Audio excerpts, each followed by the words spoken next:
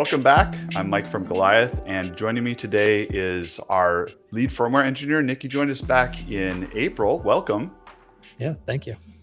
And huge news coming out of your team this week is the addition of a new SDK. Golioth wants to be able to run with any device anywhere it is, and this adds SDK support for people that are in that ESP-IDF ecosystem. How does that fit into, if people are already familiar with the ESP-IDF, how does the Golioth part of it fit in? Yeah, so if you're already familiar with ESP-IDF and you've got it installed in your system, you can pull in our SDK as a component. So it's just another library that you can pull in. And we've got a whole guide that shows you how to integrate our SDK into existing applications and projects. And where are we at with the core features that people would be used to with Golioth, like transferring data and taking care of firmware updates and command and control? Yeah, so we support all of the current major features of the Golioth Cloud. So you can connect to Golioth, you can send and receive LightDB State and stream data, you can do OTA firmware updates. This all works currently on the SDK. Also logging, I forgot to mention that one. So for people that want to give this a spin, whether they've used ESP-IDF or not before, like where can they go to get started with Golioth? Yeah, so the best place to start is to head on over to our GitHub page for this project. So on GitHub, it's Golioth ESP-IDF SDK. And so the README here is kind of the best place to start. So this, the first step, of course, is like you're going to want to clone the repo. But it's also just a good idea to read through the README, like, here's the instructions to clone. You'll also have to make sure you've got ESP-IDF installed. So we're currently based on the latest release, which is 4.4.1. It should work with older and newer releases, but this is the one we test against. And for Linux users, it's fairly easy to install ESP-IDF. If you've never done it, it's just, these steps. There's also the option to install via the VS Code extension, which is actually the recommended approach from Espressif. So if you're a VS Code user, it's even easier. But Espressif has great installations and instructions that we've linked to it here. So if you open up that page, it's you just follow the directions there to install. Once you've got ESP-IDF installed, the next thing you can do is try to build one of our examples. So we have one main example. It's called Golioth Basics, which we'll give you a quick tour of it shortly. But once you build that, you use the standard ESP-IDF commands to build the firmware, to flash it, and then open a serial terminal, and you can see it doing its thing, connect into Golioth. And then finally at the README at the bottom here, it's how to integrate the SDK. So let's say you try the examples, you want to go a little further, you want to try modifying the code, try some things yourself, maybe integrate it into an existing application of yours to see how easy it is to integrate and will it work for your use case. We've got a whole section here that will show you how to do that. Essentially, it's a Git submodule, so you would add this SDK as a submodule to your project, and then you have to add a line to your CMake file so it can find the SDK. And we've got a full working example of that in a separate repo of a standalone application. So that's the README quick tour. That's the best place to start. And I think the first thing I would do if whenever I land on a new GitHub project is okay, let me just clone it, right? So I could do that here. And so if I've got a fresh directory here, so I haven't, I'm doing a fresh clone. I've also got my ESP Espressif, ESP32 devkit C here, which I erased the flash on it. So it's basically in a pristine from the factory state. So the first thing I'm going to do, is copy and paste that git clone command. You'll notice it has -- recursive. This means also clone submodules. We have one submodule in the SDK itself for libcoap. which is an external library, and that's what we use for co-app communication. While you're working on the clone of that, I just thought I'd bring up for people that aren't aware. So the ESP-IDF is actually built on FreeRTOS. And then what did we end up doing in order to make the networking stack work for this, Nick? So the networking stack is, for the most part, already contained in ESP-IDF. So inside of ESP-IDF, they have LWIP, embed TLS, and libcoap runs on top of those. So that already kind of works out of the box. With ESP-IDF, you already get like good Wi-Fi support, a good network stack, and good security through embed TLS. Okay, and then on top of our SDK, we're going to be working with giving it credentials and getting connected. Yep. So that is kind of what I'll be showing in a minute. Is like, how do you provision these devices, and how do you get it connected to the Golioth Cloud? So my clone is finished. It was pretty quick. I'm not sure if you saw that, but it only took a couple of seconds. So I'm going to go into the directory I cloned it in, called Golioth SDK. And if I just ls here, this is the repo. I think now it might make sense to take a look at the code real quick for this Golioth Basics example that I mentioned earlier. This will give you a feel for how to use the SDK in terms of like the APIs and functions you need to call. So if I open up my editor, I'm using Vim here. Got a file explorer on the side. So here's the repo structure. The SDK, as I said, it was packaged as a component. So it's in here under components/Golioth SDK. And this is where the actual SDK code is. But before I look at that, let's just look at the example code. That's probably the most useful thing if you're completely new to Golioth. So, so this is the file that has our app main. So this is the entry point for the ESP-IDF application. At the very beginning, so this, if you look at this example, there's a bunch of comments here, very verbose comments, just kind of like showing you what's going on and, being a little more like explanatory. I won't read these comments verbatim, but I'll give you the quick tour of it. So at the very beginning of app main, we do some basic initialization of non-volatile storage. We create a shell. So there's like a CLI, a command line interface for setting credentials. And one of the first things we do is we make sure that there are credentials provisioned to the device. The important credentials are the Wi-Fi, SSID, Wi-Fi password, and also the Golioth credentials. So if you want to connect to Golioth Cloud, you need a device PSK ID and a PSK. PSK is pre-shared key. And once those are detected, then Wi-Fi will be connected to. And here's where we actually start interacting with the SDK. So we have the concept of a client. So you create a Golioth client, and you pass it the PSK ID and the PSK. And this client is essentially a handle that you'll use for further operations. So if you want to interact with like LightDB State, for example, you need to pass in the client. There's a function here to register an event callback. So you can be notified when you actually get connected to the Golioth Cloud or when you get disconnected. So if I jump to that real quick, this is an example of that callback, and you'll see, we're just printing a log here, but you can do whatever you want here. But it'll just print whether it's when it gets connected and disconnected.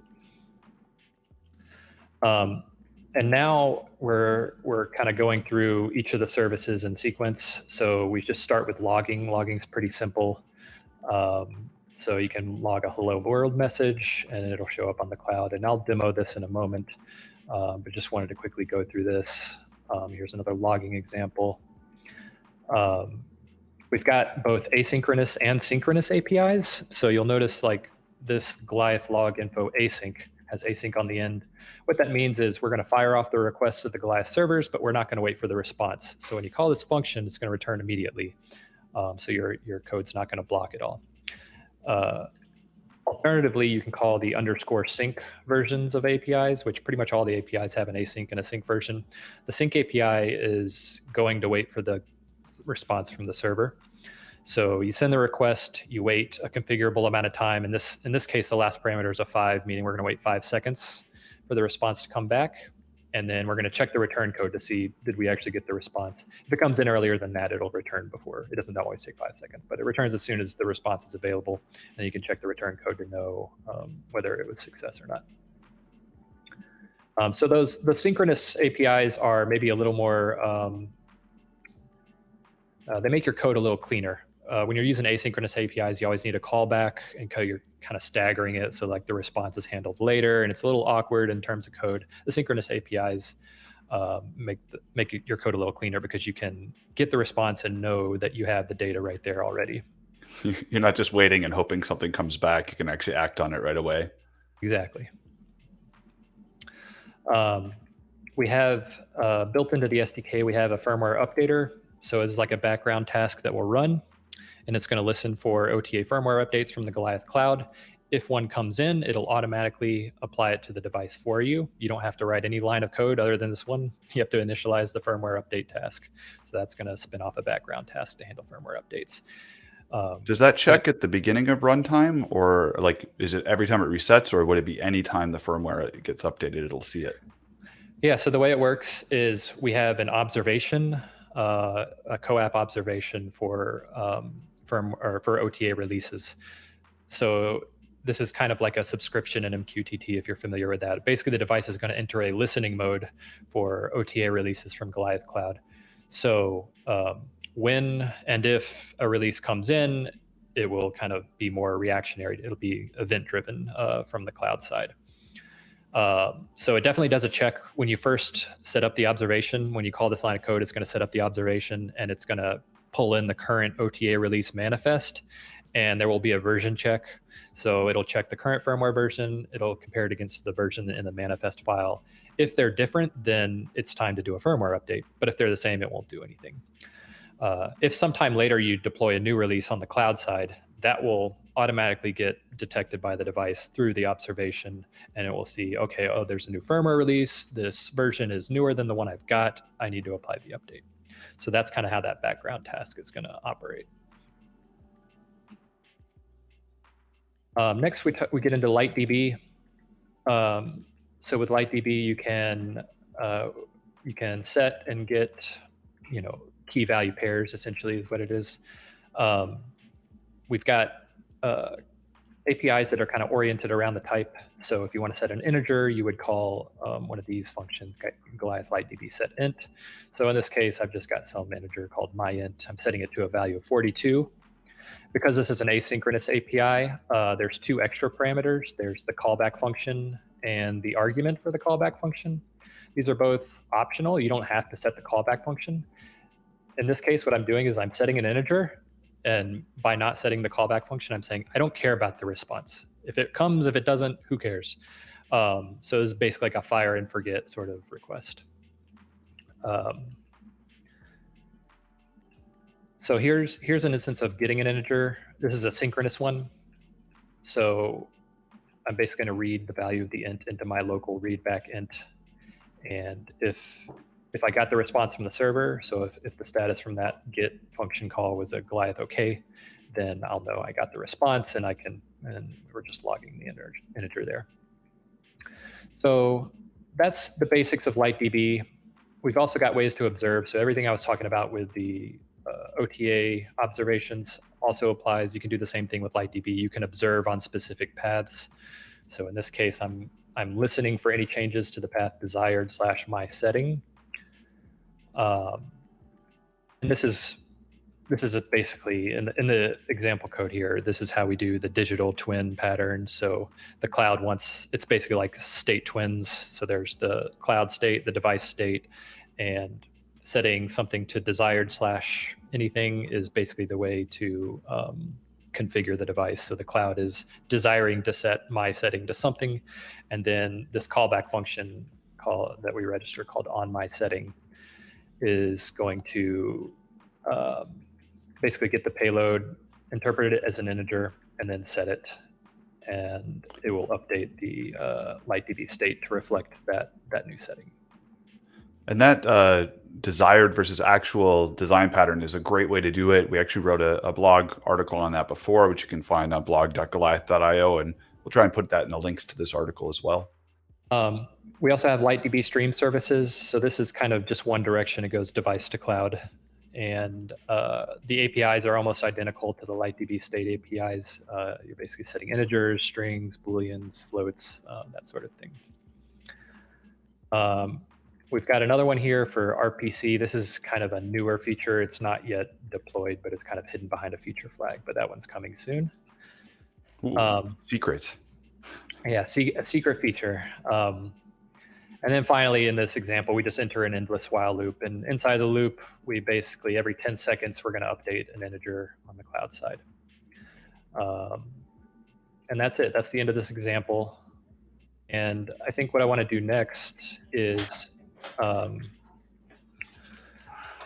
want to show you what it's like to create a new device and provision it with this SDK.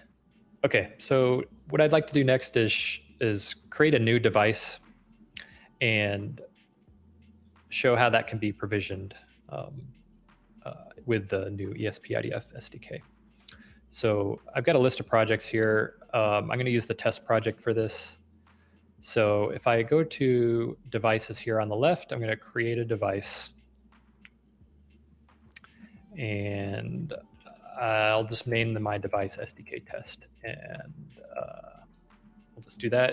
It's going to generate here credentials for this specific device, the PSK ID and the PSK. I'm just going to take the defaults. I don't really need to change those. So here I am at the device page. I've got my new test device. And if I go to credentials here, these are the credentials I'm going to provision to the device. So I've got my device set up on the cloud side, but it's not yet set up here on the device itself. So what I need to do is build this Golioth example. And so if I go into examples / Golioth basics, and so at this point, I'm not yet ready to build. With ESP-IDF, you have to set up your environment in your terminal so that it finds the ESP-IDF toolchain. I have a shortcut bash alias to do this for me. It's actually a function, but essentially what it's doing is what I mentioned on the README. If you go to the README, it has a little blurb about this for command line users. Inside the the folder where you installed ESP-IDF, there's an export.sh script. So Espressif gives you this script that basically sets up your environment. So that's what happened when I in my little alias for ZIDF. So I've been hit by that one. If you type the idf.py and it says not found, then it's you forgot to source your tool chain. Yeah, exactly. That's the test to make sure it's set up. So I did idf.py. I got some stuff, so that means it's set up correctly, which means I can build. So I'll just build this here. And now you haven't done any changes to this example, right? You're just building the stock example at this point. Yeah, this is from a fresh clone of the repo. Now, the next step is going to be provisioning the device with the credentials for Wi-Fi and Golioth. Like, where are those stored on the device? Yeah, so there is a non-volatile storage library provided by Espressif, NVS_flash, I think it's called. And it's essentially a key value pair, a database of key value pairs stored in Flash on the device. So that's the library we're using to store these credentials. So you'll see me setting the keys and the values in just a moment, but let me first flash this device. And so that storage on non-volatile storage means that they'll survive your next firmware update. Yep, it will persist for as long as you don't erase the flash. It'll stay there. And if you're doing firmware updates, that's like a separate partition of flash, so that won't touch your NVS settings. So we got a flash device, so I should be able to attach to serial now. So idf.py monitor is the command for that. And we'll see this thing boot up for the first time. And the first thing you'll see is a warning that says Wi-Fi and Golioth credentials are not set. Use the shell settings command to set them, then restart. So if I press enter a few times, you'll see I get a little prompt here. This is our shell. And there's a few commands that we support. The one we'll be using here is settings, but there's a few others to do basic things like get information about tasks and to reset the device and things. What we need to do is set the Wi-Fi credentials. So to do that, it's it's settings set Wi-Fi SSID. I have a local sort of test Wi-Fi here, which is called Wi-Fi test. So that just saved it to NVS in Flash. Next, I need to set the Wi-Fi password. If I remember, yeah, it's Golioth test. Next, I will set my Golioth credentials. So this is the PSK ID that was just created when I made that device a minute ago. So I can copy and paste those directly from the web console. So I'm copying the PSK ID, pasting it here, doing the same thing for my PSK, which is like the password basically. Copy it and paste it. So at this point, all the settings are saved in Flash, and I need to reset it now so that those new settings can be picked up by the device. So this will reset the board.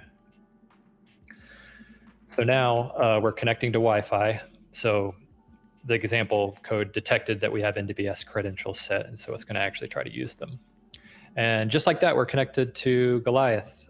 It went by in a flash, but let me scroll back maybe a little bit and kind of show you. Most of the interesting stuff is on the screen. So above this, you'll just see the system booting and connecting, initializing Wi-Fi and things. The interesting stuff happens starting right here. We'll see we got connected to Wi-Fi, and I was assigned an IP address connected to that SSID that I set in the credentials. And here's where Golioth CoAP client is starting up. So it's creating a CoAP session with the server. And then there's an IO loop that the CoAP client enters. Basically, the SDK works. There's a CoAP client task running in the background. So these are logs coming from that task.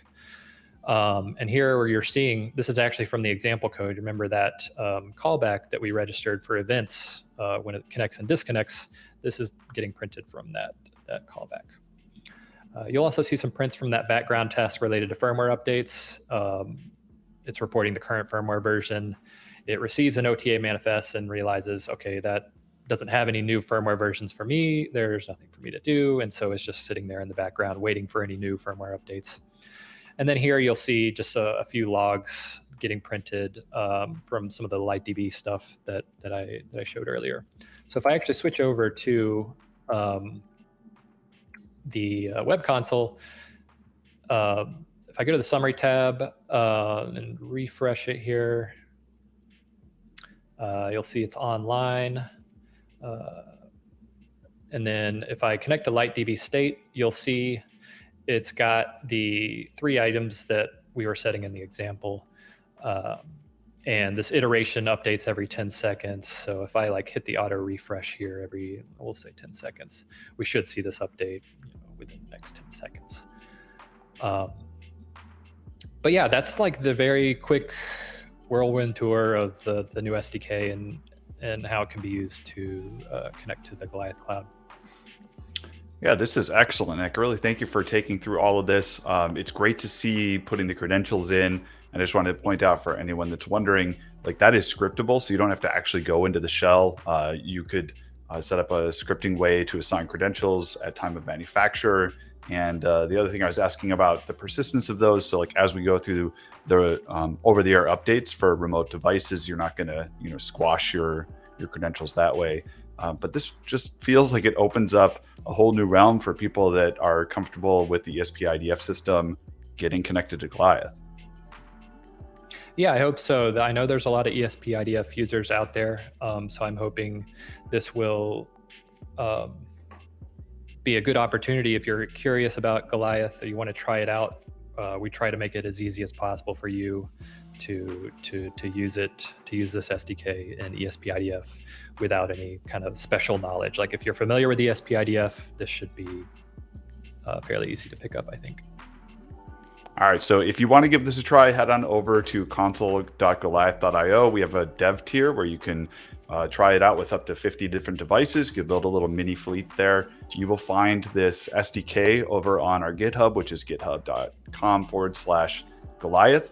We'd love it if you dropped into our Discord channel and chatted with us about this, or hit us up on Twitter. And of course, we'll be writing a ton of content on this over on our blog, blog.goliath.io. Nick, thanks a lot, and we'll see you all next time.